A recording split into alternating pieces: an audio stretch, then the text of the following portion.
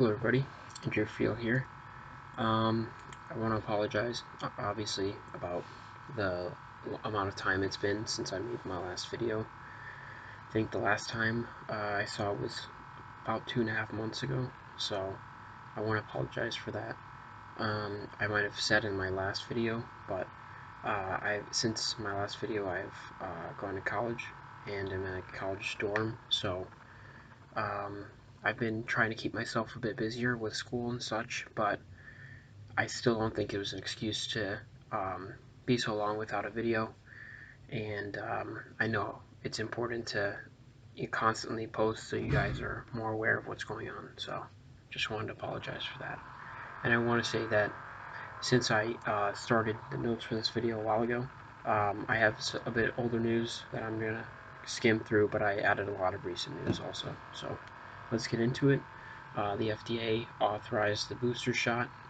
First they did it for the immune compromised, and now they're working on just authorizing it for, I think it's been authorized since then, just for anybody. And the rule I heard has been it has to be 6 months since your second dose of the vaccine.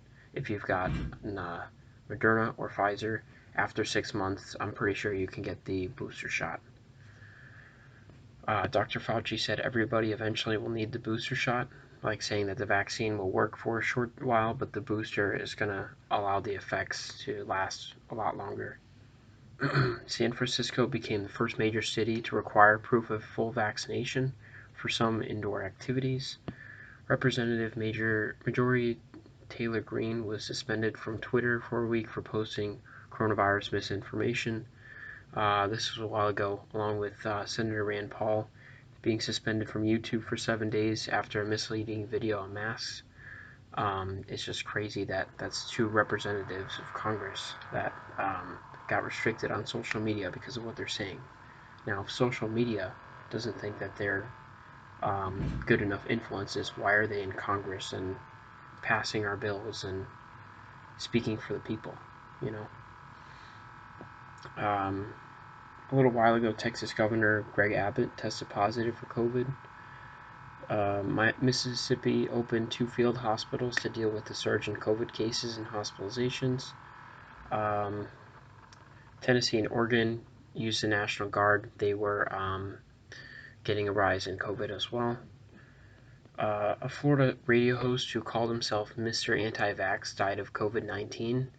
I would say at that point it's natural selection if you're basing your whole platform on being against the vaccine and then dying of COVID and not getting the vaccine that could have saved your life. So, yeah, don't really feel sorry for him. I saw a news article about a Florida dad. Of course, it's Florida, by the way. But a Florida dad who tried to enter school maskless, and then he argued with the school's mask mandate, was arrested after, and assaulted a student who confronted him about, arguing about the mask mandate. And, school mask mandates are really a crazy thing. It's crazy enough that governors are making this issue so much harder because some governors, like Iowa's governor, have banned mask mandates in general. But so some governors have gone to that extreme, and on top of that, are not allowing local mayors to be able to enforce mask mandates in their cities.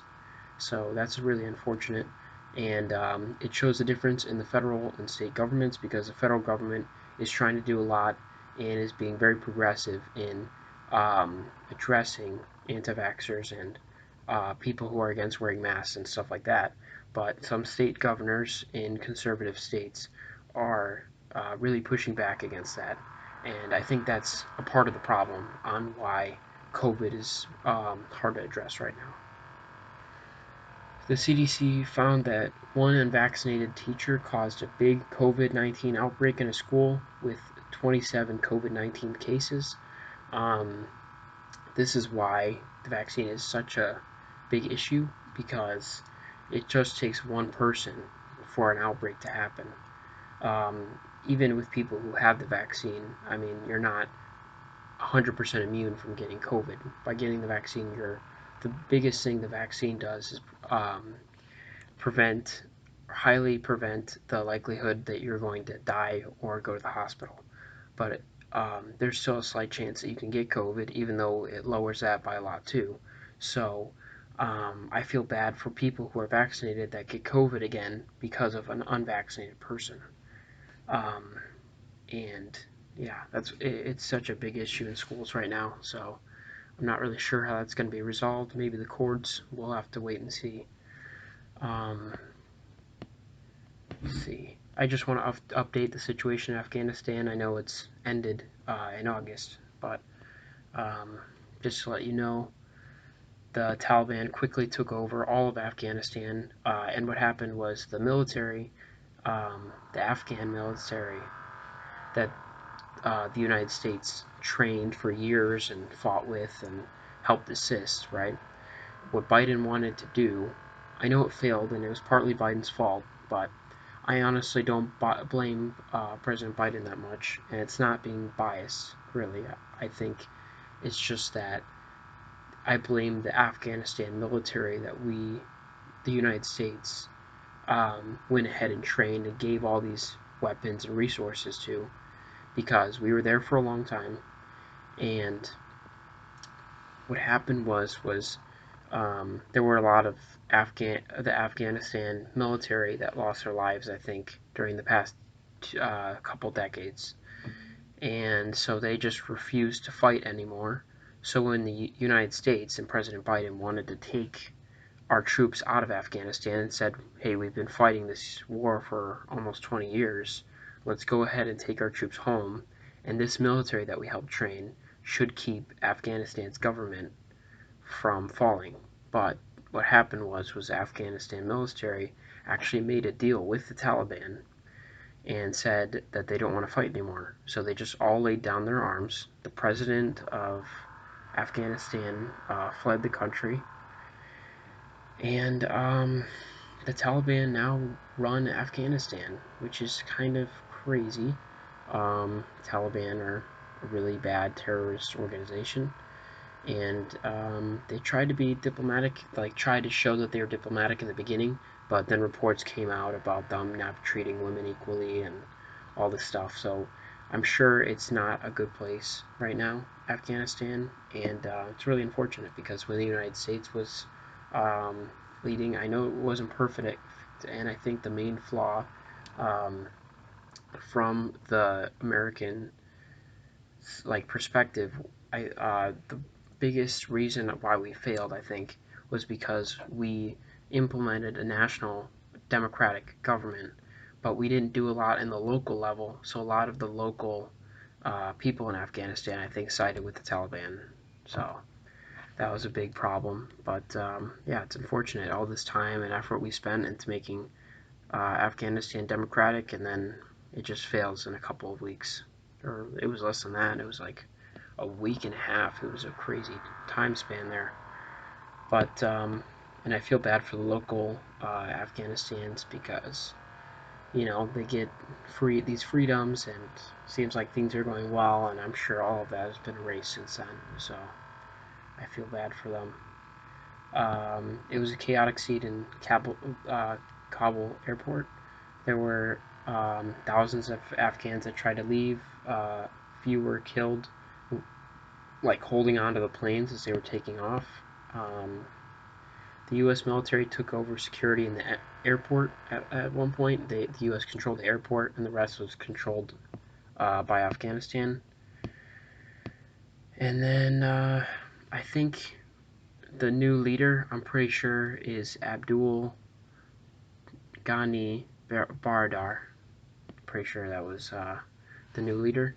And former President Trump released this guy, Abdul Baradar, from prison and tried to negotiate peace with the Taliban.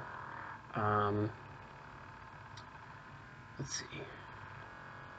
Biden authorized a lot of money for Afghan relocation and gave a speech on the U.S. withdrawal from Afghanistan. And there was a big attack that happened in Afghanistan. The Pentagon confirmed casualties in two explosions near Kabul airport. that killed dozens of Afghanistan civilians and 13 U.S. service members. And the attack was by ISIS-K, which is like a smaller organization within ISIS. And then the U.S. responded with a drone strike against ISIS-K that killed 2 high-profile targets soon after, so that was really good.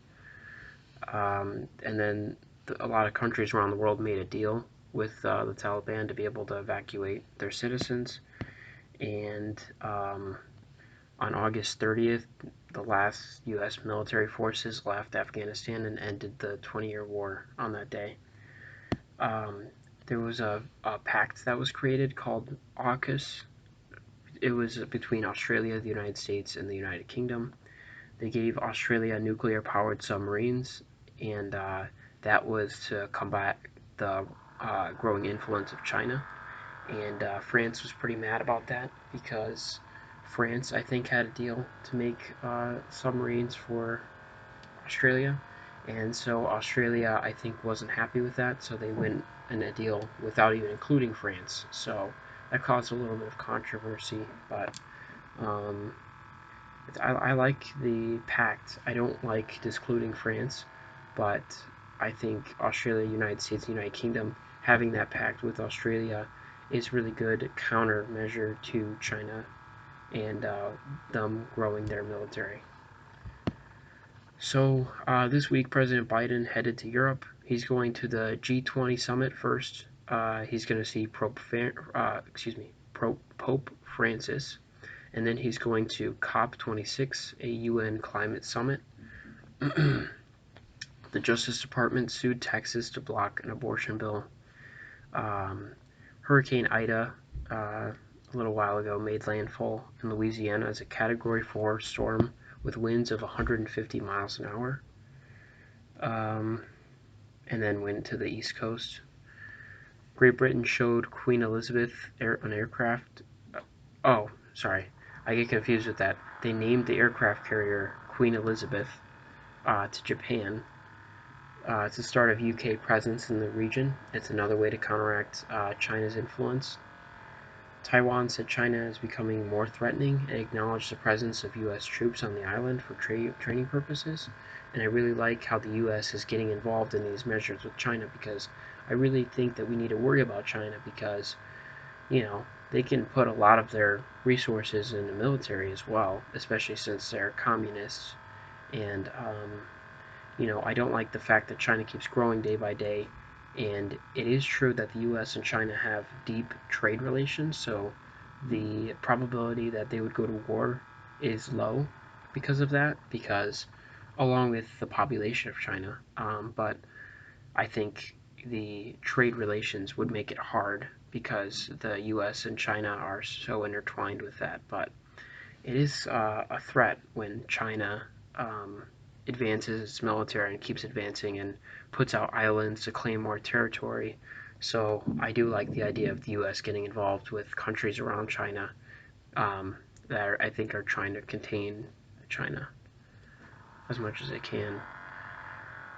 Democrats are trying to pass another big bill, and it became headlines because Senator Manchin is refusing to sign this bill. And like he's done with all of the other bills, I think the COVID bill that passed, and he's just been a really big thorn in the Democrat side. If you don't remember the situation with the Senate, the Democrats took 2 seats, I think, in Georgia in January this past year, and because of that, it became a 50-50 Senate. So the Vice President Harris breaks the tie. So the Democrats technically have a majority, but it's the slimmest majority you can have. So every vote counts, obviously. And there's been 2 people, I forget the other Democrat. There's another Democrat that's been very iffy on the fence, but the biggest one has been Senator Joe Manchin. He's a really horrible representative and should not be a Democrat. He's basically a Republican hiding as a Democrat. That's, I think, the best thing I can say about him is that he's a Republican that's hiding as a Democrat because he's a Democrat, but he's literally blocking everything the Democrats try to do. And the Democrats have a hard job ahead of them because there's 2 big bases in the Democratic Party right now. There's a huge moderate Democrat, and that's where Joe Biden is. He's more moderate, and there's that huge base of Democrats to address. But also, there's a growing base in the Democratic Party of the progressives, and they want to see a lot of progressive legislation passed as well, or executive order or whatever. And they haven't been addressed too much, I don't think, so far. And this bill was trying to address some of what they wanted to do, but they're cutting a lot out of this bill to try and appease this horrible Joe Manchin senator that I really hope gets replaced when he's up for re-election. So, yeah, it's really unfortunate because they had this big bill and they've had to cut stuff out. And one of the things they just cut out was paid family leave. And America is one of the few countries to not have paid family leave. Um, I think the maternity leave is very small compared to other countries, and there is no paternity leave, which I think is ridiculous because, um, you know, obviously the wife should have more maternity leave, I would say, because she's a person who had the baby and needs to have more time and be able to spend more time with the baby. But I think it doesn't make any sense to not give any paternity leave to the father, because if there's no time off for the father, the father probably has a full-time job, has to work all the time, and doesn't get to spend a lot of time with the baby when the baby's just born, and I think that's wrong. And paternity leave should be at least a few weeks, but unfortunately, the progressive policies are being blocked by not having a full 50 votes. So it's unfortunate. I think a lot of people were hoping for paid family leave, and I think it was one of the big proposals within the bill. So, yeah, it's a big loss with that. Justice Brett Kavanaugh, a few weeks back, contracted COVID-19. Top oil companies testified in front of Congress for the first time about their role in climate disinformation. I was really shocked by this. The first time ever that oil companies were testified in Congress about climate disinformation. How is that the first time ever? Like, it's so obvious that companies have known about the problems they are causing and the effect they're having in it, increasing the damage of climate change. But this was the first time Congress testified these oil company executives. I think that's horrible, but I'm glad that this step was finally taken. The House plans to subpoena the oil companies also, so great stuff from the House, getting stuff done and addressing things in terms of climate change. There was a Haiti earthquake, and the death toll was near 1,300 people, so it was a massive earthquake, and so my thoughts and prayers to the people of Haiti.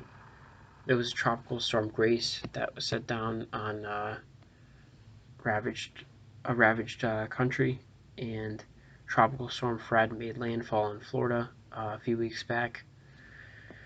Countries France and UK have had a bit of tensions lately over fishing rights, and the problem happened because Great Britain left I was about to say the UK, the EU, the European Union. That was a big thing that happened in 2016. Since then, they had to come up with their own terms now that they're not in the EU. And a big thing was with fishing, because with fishing before it was free access within the countries of the EU, but they've had a really hard time in allowing free access between France and the UK. And I think it was a mistake for the UK to leave the EU, and it's kind of showing here because it's causing all these problems.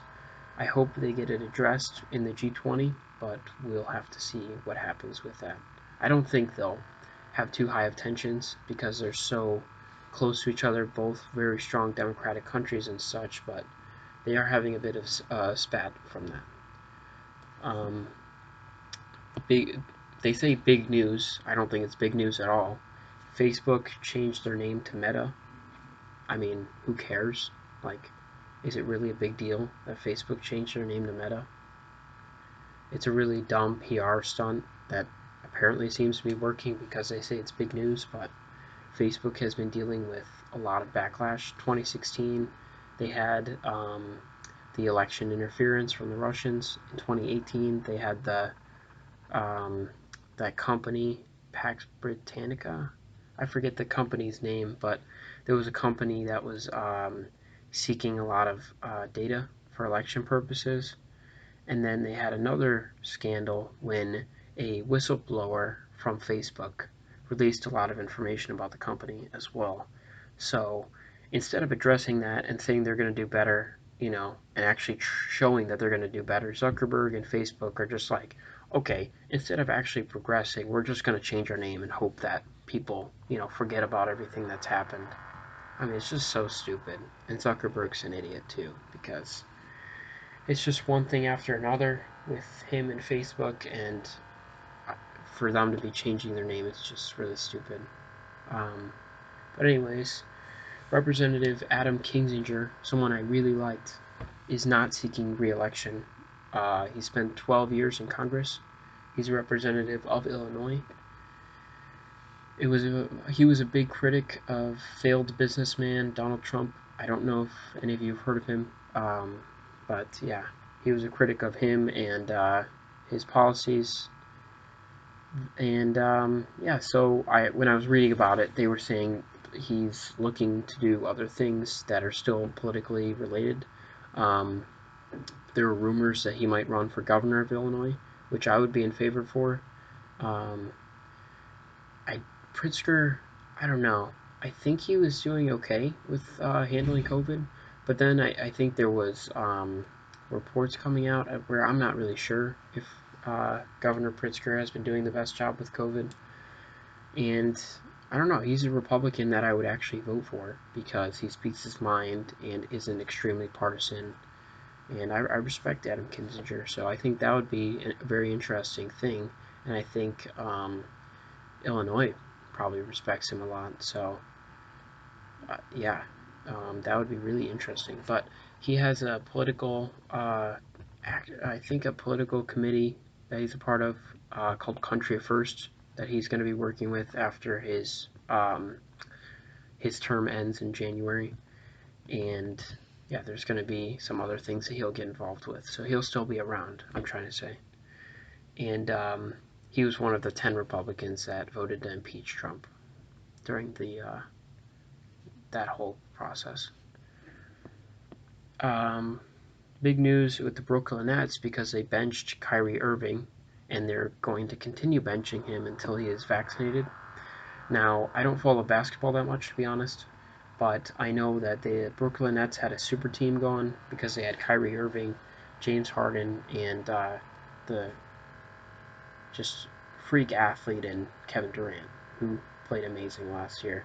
So I actually thought that the Brooklyn Nets were going to win the whole thing, but I don't know how it's going to be now with Kyrie Irving out, and I don't expect him to play at all because he's one of those idiot anti-vaxxers who's just using his platform to gain influence instead of doing the right thing and getting vaccinated.